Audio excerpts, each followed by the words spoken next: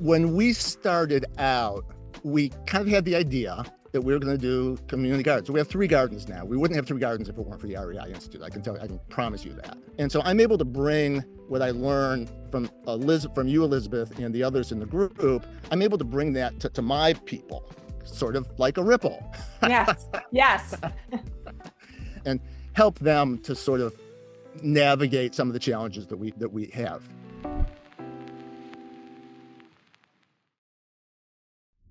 Here at the Ripple Effect Institute, we get to work with some incredible people. And today I get to introduce you to our client, David. David comes out of a background in corporate law. And while he accomplished an awful lot in his traditional career, when he emerged from that, he had a brilliant idea on how to make a difference in his community where he lived. But he realized in pretty short order that what he was trying to do was something that he had never done before. And that's when he came to the Ripple Effect Institute. He's done incredible things since. His story is really extraordinary, so make sure that you watch all the way until the end. But David is a prime example of what our clients can do with the right tools and the right support. Let's get to know him right now.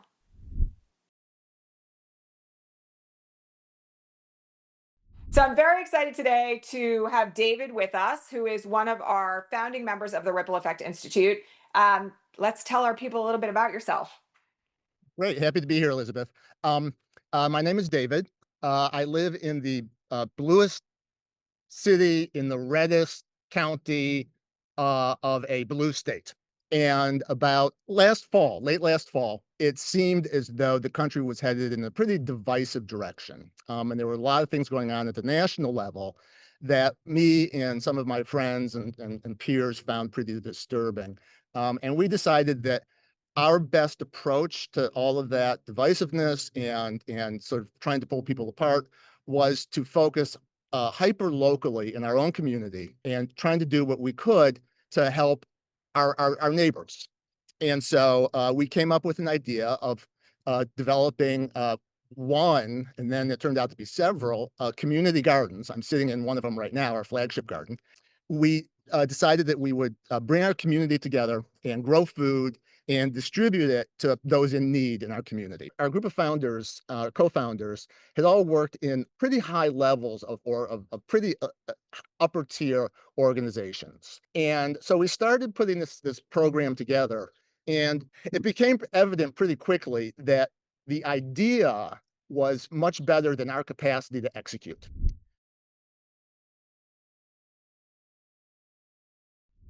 The tipping point that brought me to the Ripple Effect Institute is that kind of the desire to have the support of people who weren't necessarily in this community, but located all across the country, if not the world, who could advise on various issues that we had. Just as an example, we had someone in our group early on who was very disruptive and divisive. I'm not an HR professional. I brought it to the group in the Ripple Effect Institute, and we spent a good 45 minutes, if not an hour, sort of brainstorming about this. A lot of people had similar experiences in their professional lives and in their organizing. And so I was able to get just top-notch advice, and we solved the problem. That's just an example of the value that I've found in the REI Institute.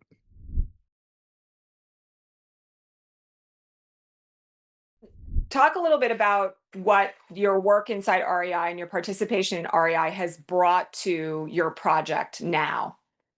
Yeah, absolutely. When we started out, we kind of had the idea that we were going to do community gardens. So we have 3 gardens now. We wouldn't have 3 gardens if it weren't for the REI Institute. I can promise you that. Because the way that the conversations take place and evolve is that up front, there's a lot of work on determining what the values are of your particular organization or your whatever your endeavor is. And having that conversation about values is really important because a lot of people come to us because we get things done. And so a lot of people have ideas. You should do this, you should do that, you should do the other. And they all sound great. They all sound really, really good. But one of the things that I got from the group and the program is being able to kind of triage, right? Figure out, does whatever it is that is coming to us fit within what we're trying to do? And especially these days, I think a lot of people want to do everything everywhere all at once.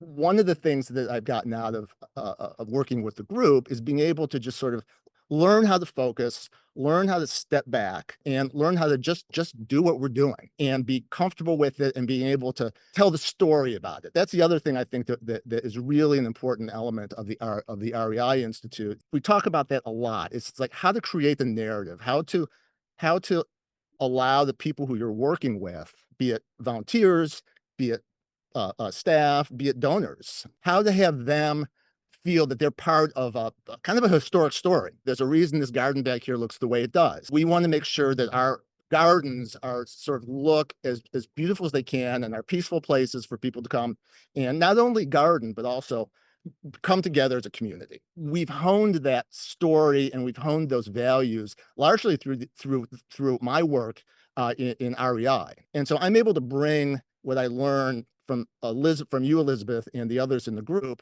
I'm able to bring that to my people, sort of like a ripple, Yes. Yes. to our people, I should say, and help them to sort of navigate some of the challenges that we have.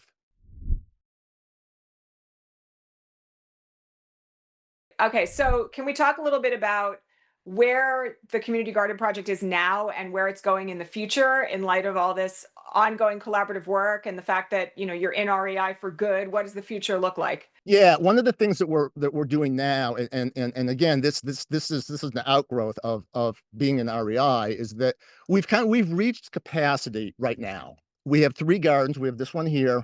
We're in a historic district. There's a black church that we're working with, and then there's a after school and summer camp program in a pretty disadvantaged part of town and we have put in a community garden there. We actually, I wish I could do audio visual. I wish I had visual aids. We did a pesto and caprese sandwich workshop there yesterday, Lovely. which is fantastic. We're kind of at capacity right now, and so we're gonna step back a little bit and try to get our systems in place, try to develop our infrastructure a little bit more. We basically just went out and started growing stuff without really having systems in place.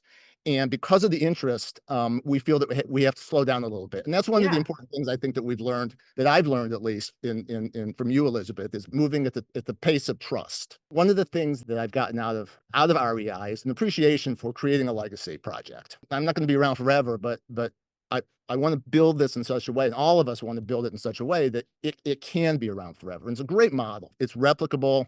It's scalable. I'm hoping that we can be a resource for others who are similar, who want to do similar work. I'm just looking forward to staying in REI and getting the feedback from everyone there, and you, Elizabeth, as well, on how we can do that.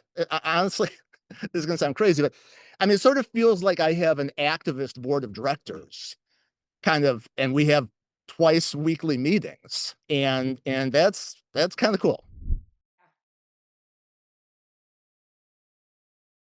Can you share a little bit about how your legacy project is actually really benefiting those in your local community who are in need?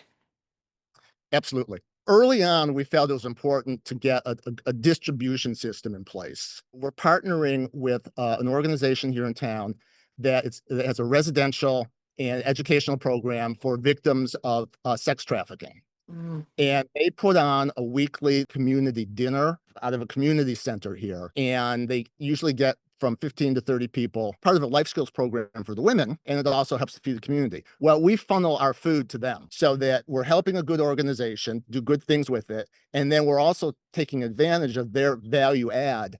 They're making food for people so that we know that the food that we're growing is actually going into people's mouths. It's really good. This is it's there's one or two women who run this program, and it's just they're doing the Lord's work. They're just amazing women helping really, really, really vulnerable people. Yeah.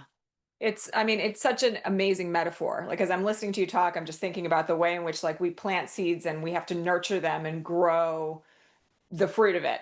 And what you're doing is really planting seeds in community and growing community. And the benefit of that spreads out. I mean, yes, it's a ripple effect, not to use our metaphor, but I mean, it is an enormous effect Yeah. in your own community and beyond. You're changing lives, you're giving people skills, and you're providing support for really vulnerable and marginalized people. And so, the dynamic of this work, starting with the smallest little intentions, that smallest little seed, to watch it come to fruition. And I'm sure the anticipation of watching it grow generations into the future is huge. I'm so Yeah. glad you're with us. Yeah. Elizabeth, I am too. I mean, none of this is bullshit.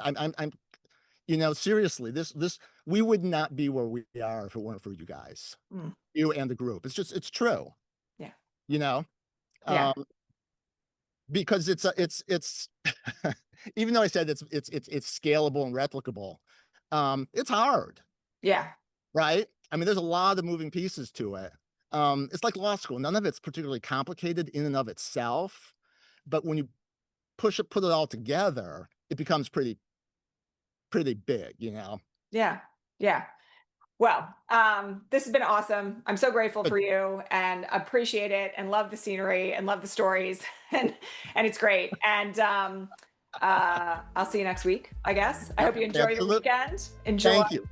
So now you've met one of our incredible participants in the Ripple Effect Institute. And here's the thing about them, they're not unique. So many of us right now are trying to figure out how we can make a difference where we live in these incredibly challenging times, how we can move the needle and push back and save lives and create safety and make the world a better place. If that's you, we want to talk to you. The next step in your journey is to book a free strategy call with a member of our team. On that strategy call, we'll talk through the challenges that you're facing, the difference that you're trying to make, and where you want to be headed next as you try to change the world for future generations.